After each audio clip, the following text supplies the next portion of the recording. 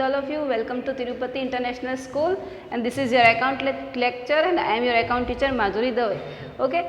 In last lecture we discussed about our concepts of accounting. Some concepts are clear, okay, and remaining are clear in this lecture. Done. तो हम लोग अभी तक entity concept, cost concept, money measurement concept etcetera clear कर चुके हैं, जो कि मोस्ट इंपॉर्टेंट है जब हम लोग अकाउंट्स मेंटेन करते हैं. ठीक है.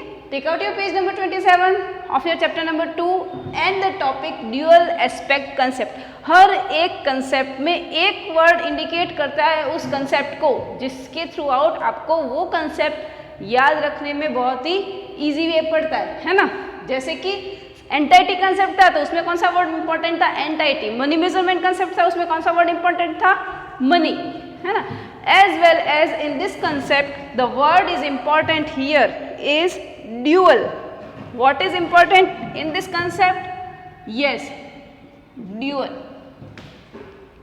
Next concept, our sixth concept is dual aspect concept. Dual का मतलब होता है दोनों जगह या दो जगह. ठीक है.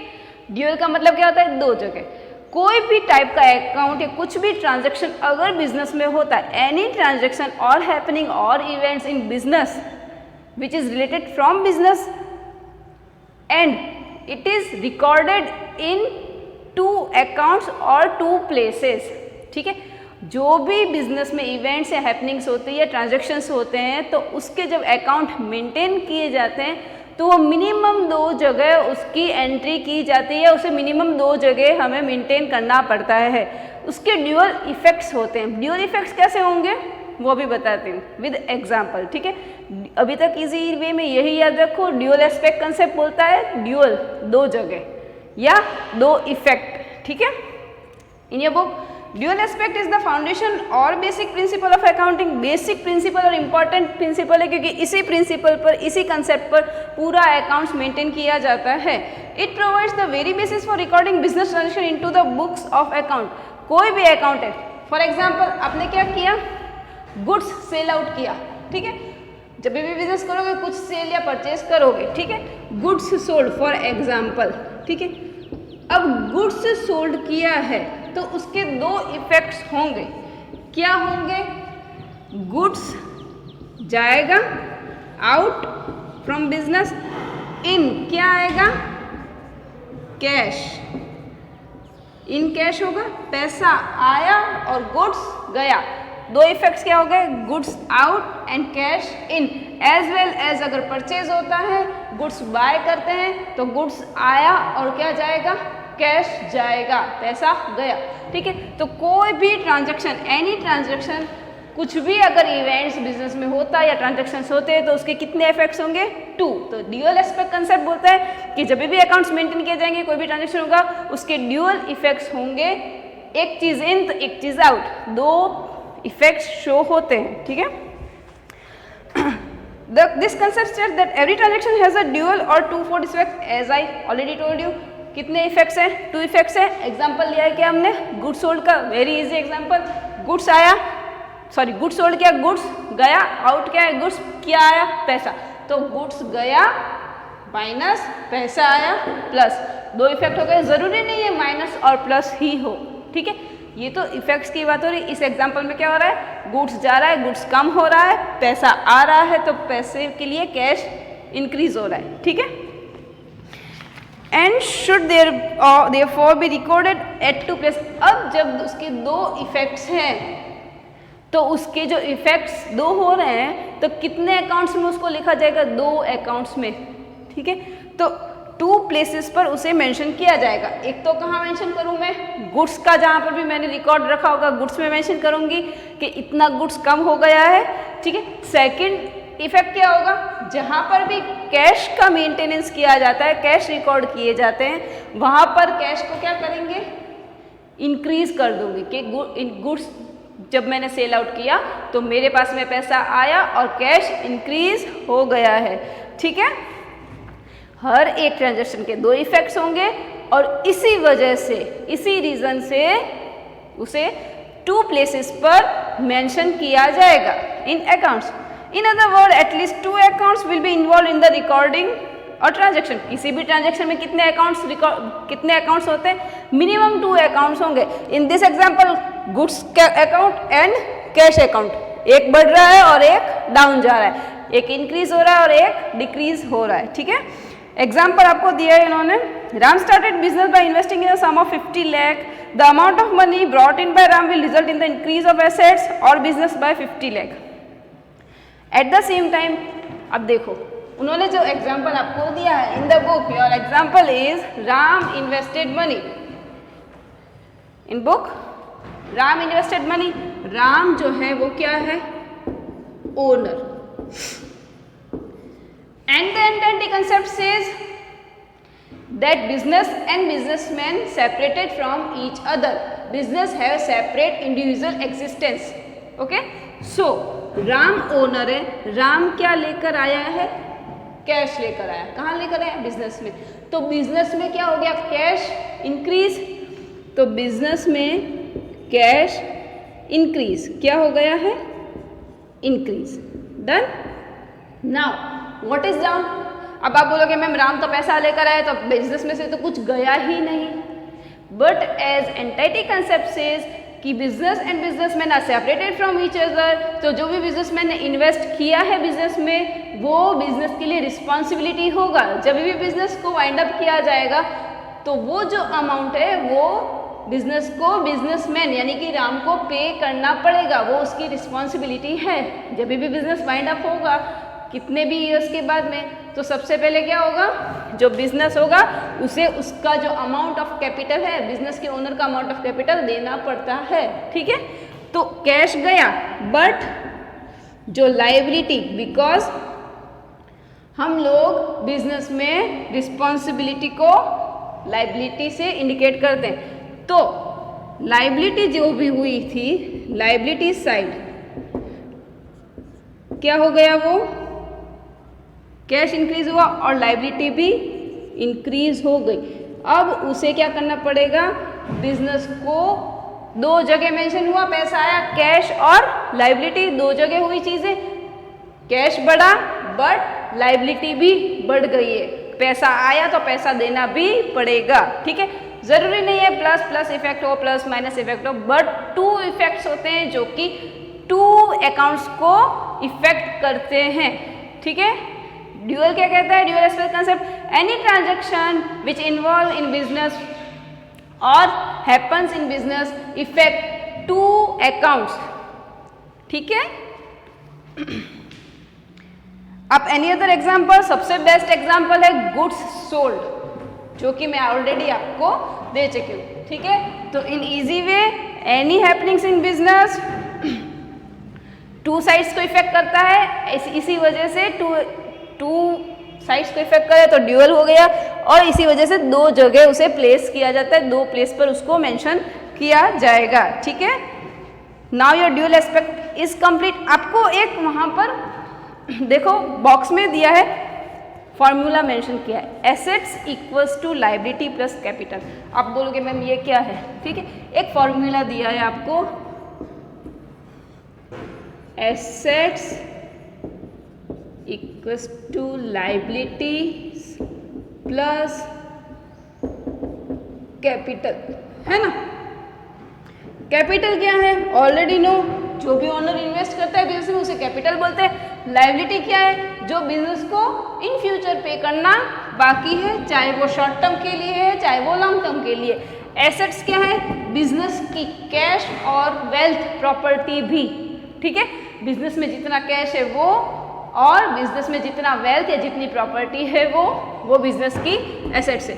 तो ये जो फॉर्मूला है इसे कहा जाता है अकाउंटिंग इक्वेशन। क्या कहा जाता है, अकाउंटिंग इक्वेशन, जिसके अंदर एसेट्स, सारी एसेट्स, ऑल प्रॉपर्टी और all cash of business equals to equal होते हैं हमेशा बिजनेस की रिस्पॉन्सिबिलिटी प्लस ओनर की कैपिटल के, ठीक है। So the accounting equation says assets equals to liability plus capital. Assets indicates all the assets, liability indicates all the liability of business. Of business is important just because of entity concept. Clear? अभी के लिए इतना ही, chapter number 3 में इसके numerical question और इसे deeply समझाया है, ठीक है। योर एग्जाम्पल, आपके एग्जाम्पल में क्या था कि 50,000 जो है वो राम ने इन्वेस्ट किए, तो राम ने इन्वेस्ट किए थे तो एसेट्स में as a form of cash क्या आया मेरे पास में बिजनेस में। अगर वो जो एग्जाम्पल है, राम इन्वेस्टेड मनी 50,000 और 50 lakhs एनीथिंग इन बिजनेस, ठीक है, तो two effects according to the equation क्या हो गया, assets equals to liability plus capital है, ठीक है। और एसेट्स में क्या होगा, कैश आया, कैश क्या होता है, बिजनेस की एसेट्स होती है, ठीक है। तो कैश के फॉर्म में एसेट्स आई तो एसेट्स में लिख दो 50,000 इक्वल्स टू के साइन में इक्वल्स टू लायबिलिटी। अभी बिजनेस की लायबिलिटी बनी क्या, हाँ मैम लायबिलिटी है but in a form of capital. किसके फॉर्म में है लायबिलिटी, कैपिटल के फॉर्म में वो, क्योंकि ओनर पैसा लेकर आ रहा है, एनी क्रेडिटर नहीं है, ठीक है। सो यहाँ कुछ नहीं लिखकर कैपिटल कितना हो गया ओनर का 50,000। ना यू से देखो, कभी भी अगर आपने मैच किया दिस साइड और दिस साइड क्या हो रहा है, इक्वल आ रहा है, 50,000 इक्वल्स टू 50,000 इन बिजनेस, ठीक है। तो हमेशा ये बैलेंस करके ही चलता है कि assets equals to liability plus capital होता है, टू इफेक्ट्स शो होते हैं, ठीक है।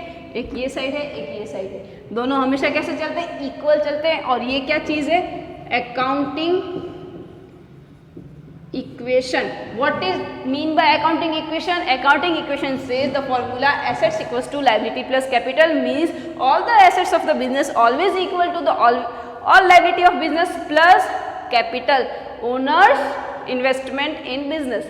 Done. I repeat again, what do you mean by accounting equation?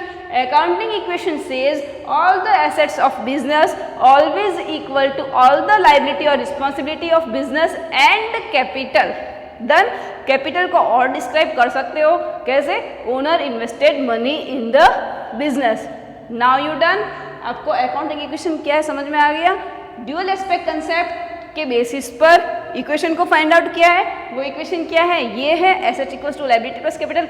Anything, any transaction जब भी पुट किए जाएंगे इसमें, always balance are equal. Done. ऐसा कभी भी नहीं होगा कि एसेट साइड का बैलेंस 70 आ रहा हो तो लायबिलिटी प्लस कैपिटल का बैलेंस 30 ही आ रहा होगा, always equal. Done. If equal नहीं है तो हो सकता है कि आपने मिस्टेक किया हो। Done.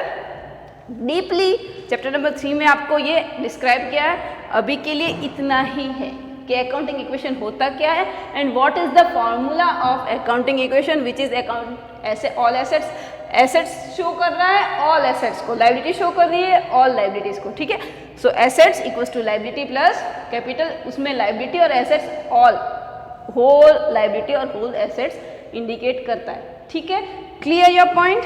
Now our next point is revenue recognition concept. Now the main point in this concept is revenue. What it mean by revenue? Already आपको पता है, जब revenue terms मैंने clear किए थे, basic terms in chapter number 1, उसमें mention है what do you mean by revenue? Revenue का मतलब है ऐसे expenses करना, cost करना, पे करना, उसके बिहाफ में, अपनी सर्विस प्रोवाइड करने के बिहाफ में या फिर गुड स्टोर करने के बिहाफ में जो पैसा आता है, जो इनकम होता है, वो क्या होता है, रेवेन्यू, ठीक है। Now the main point in revenue recognition concept is revenue, ठीक है, your income. The concept of revenue recognition requires that the revenue for a business transaction should be included in the accounting record only when it is realised. Revenue realisation भी बोला जाता है। Revenue recognition concept को revenue realisation concept भी कहते हैं। So please आप दोनों के बीच में कंफ्यूज नहीं होना। Revenue recognition concept and revenue realisation concept is similar. Clear. Realise होना इजी वे में पड़ेगा, रियलाइज होना रिकॉग्निशन को इंडिकेट करते हैं, रियलाइजेशन होना, रियलाइज होना यानी जब भी हो, ठीक है। अब मैं अगर कह दूं कि ये जो अकाउंटिंग ईयर चल रहा है 2020, मैंने इस अपने अकाउंटिंग ईयर में मैं सोच रही हूँ कि मैं इन दिसंबर 20,000 का गुड्स सोल्ड आउट कर दूँ। अब मैं कब सोचूं, ये वाला अगस्त मंथ में। कौन सा मंथ चल रहा है मेरे पास में, ठीक है। जब भी अगस्त मंथ आया, रिकॉग्निशन को क्या बोला जाता है, रियलाइजेशन ऑल्सो, ठीक है। अब मैं बोल रही हूँ इन अगस्त आई थिंक कि 20,000 का गुड्स मैं सोल्ड आउट करूँगी, बट कब? इन दिसंबर। कब करेंगे? दिसंबर में। मैं सोच रही हूँ अगस्त में मैं एक डिसीजन ले रही हूँ कि दिसंबर में मैं 20,000 का गुड्स सोल्ड करूँगी। जब गुड्स सोल्ड कब हो रहा है? दिसंबर में, बट थॉट कब आ रहा है मेरे पास में? अगस्त में। तो अकाउंट्स जो भी होंगे, ये पैसा जब भी आया होगा, कब आएगा मेरे पास में? जब मैं गुड्स सोल्ड आउट करूँगी। जब गुड्स सोल्ड होगा तभी तो पैसा आएगा, या फिर डेटर बनेंगे। अगर या तो कैश में ट्रांजेक्शन होगा तो पैसा आएगा, कैश आएगा, बट अगर कैश नहीं आएगा तो क्या होगा? उसके बिहाफ में डेटर बन जाएंगे, जो भी मेरी एसेट्स है कि इन फ्यूचर तो वो मुझे पे करेंगे, है ना। तो डिसीजन कब लिया है? अगस्त में, बट हैपनिंग या ट्रांजेक्शन कब होगा? दिसंबर में। तो कब लिखा जाएगा अकाउंट्स में? दिसंबर में। यानी कि जब भी कोई रेवेन्यू हो, कोई भी इनकम आए, वो जब आती हो, जब वो उससे मैच करती हो उस मंथ ऑफ पीरियड या उस टाइम पीरियड से, उसी वक्त उसको मेंशन किया जाना चाहिए, ना कि जब डिसाइड किया जाए या जब वो हैपनिंग्स ना हो, सिर्फ थॉट हो तब किया जाए। अगस्त में या उसकी एंट्री की जाएगी या उसे लिखा जाएगा? नहीं। जब दिसंबर में मैं गुड्स सोल्ड आउट करेंगे, उसके भी हमें पैसा आएगा या डेटर होगा, तभी उसे मेंशन किया जाएगा। ठीक है। In your book here arises 2 question in mind. अब इसमें क्वेश्चन आते हैं 2 माइंड में कि जब रियलाइज होता है तभी उसको मेंशन करना है, तो 2 डाउट्स आते हैं। कौन कौन से डाउट्स है? First is termed as revenue and the other when the revenue is realised. First term है रेवेन्यू। रेवेन्यू क्या है?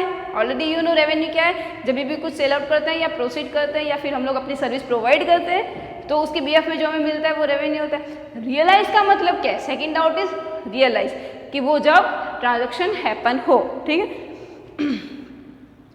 Let us take the first one first. सबसे पहले मीनिंग क्या लेते हैं? रेवेन्यू क्या है? Revenue is the gross inflow of cash arising from the sale of goods and service by an enterprise. I already told you कि जब भी सर्विस दिया जाएगा या फिर गुड्स सोल्ड किया जाएगा, तो उसके बिहाफ में जो इनकम हो रहा होगा वो क्या होगा? रेवेन्यू होगा।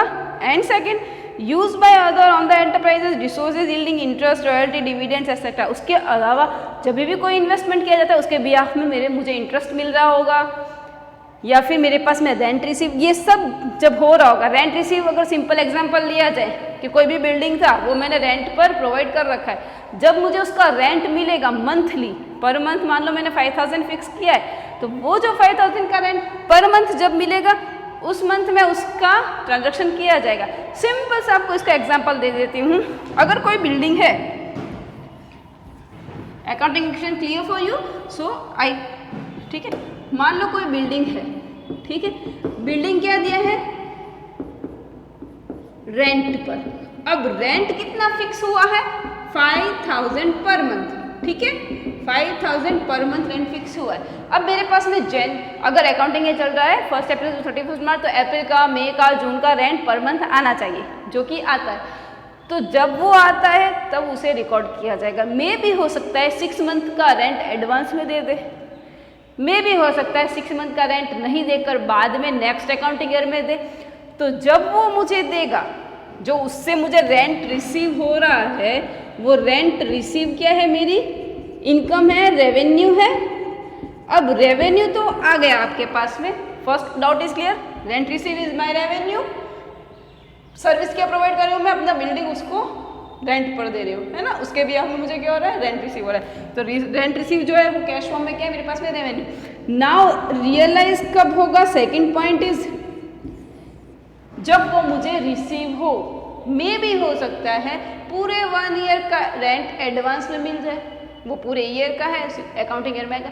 मे भी हो सकता है 6 मंथ्स का है और नेक्स्ट 6 मंथ्स का मुझे नेक्स्ट ईयर में मिले। तो कब इसको रिकॉर्ड किया जाएगा? नेक्स्ट ईयर में रिकॉर्ड किया जाएगा, ना कि इस साल में। डन। जब वो रियलाइज हो, जब का हो, तभी उसे रिकॉर्ड किया जाए।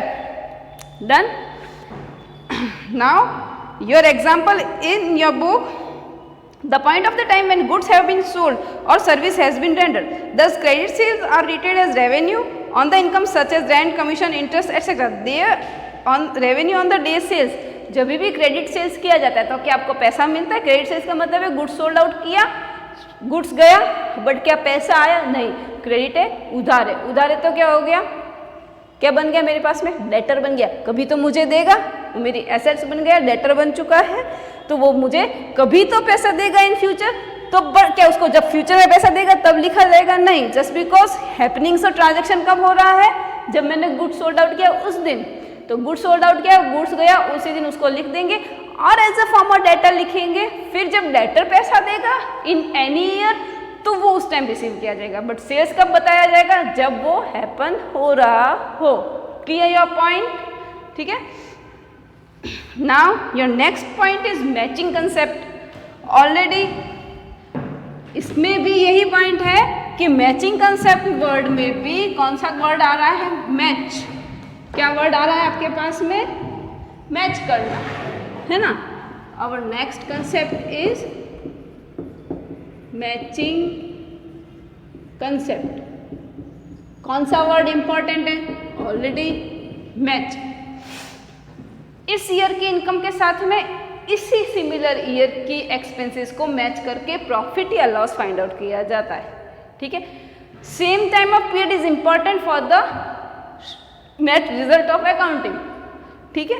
अकाउंट्स या किसी भी बिजनेस की क्लियर ट्रांजैक्शन या क्लियर वैल्यू या फिर उसका क्लियर प्रॉफिट या लॉस जानने के लिए, वो फाइंड आउट करने के लिए उसी ईयर की प्रॉफिट और उसी ईयर के एक्सपेंसेस को कंपेयर करना जरूरी है। If all expenses are less than the income of this year similar year then you have profit, and if it is opposite means all income and all expenses में all income less than all expenses, then you have loss.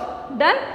In your book, the process of ascertaining the amount of profit earned or the loss incurred during a particular period involves deduction of related expenses from the revenue or during that period. Means similar time of period जो होगा वो ही लिया जाएगा। Similar time of all expenses and similar time period के ही all incomes को match किया जाता है। ठीक है। Already you clear about this point? ये तो आपको पता है कि अगर all expenses and all income उसी को मैच किया जाता है। ठीक है। You already know all expenses is less than you have profit, and if is greater than loss. ठीक है। ये तो आपको पता है। But the main point is similar time period. What is the main point? Similar time period, same time of period के expenses और income को match किया जाए। The matching concept says all expenses are all income comparable but at the same time. ठीक है। It states that expenses incurred in an accounting period should be matched with revenue during that period. ठीक है। जितने expenses है उसी period के time of period से income से मैच किए जाए। रेवेन्यू और इनकम वर्ड सिमिलर है। It follows from this that the revenue and expenses incurred to earn this revenue must belong to the same accounting period. Same accounting period उसी accounting year से related होना चाहिए। If our accounting is 2020-2021 then all expenses are between 2020 to 21 and all income for similar period 2020 to 2021। ठीक है। उसके पहले या बाद की आप नहीं ले सकते हो। So our 8th point is clear, 8th concept is clear. ये कंसेप्ट, तीनों कंसेप्ट आपको in your own language with your own example, notebook के एग्जाम्पल यूज करो। आप अपने एग्जाम्पल भी यूज कर सकते हो, जैसे सेल्स का दिया था वैसे।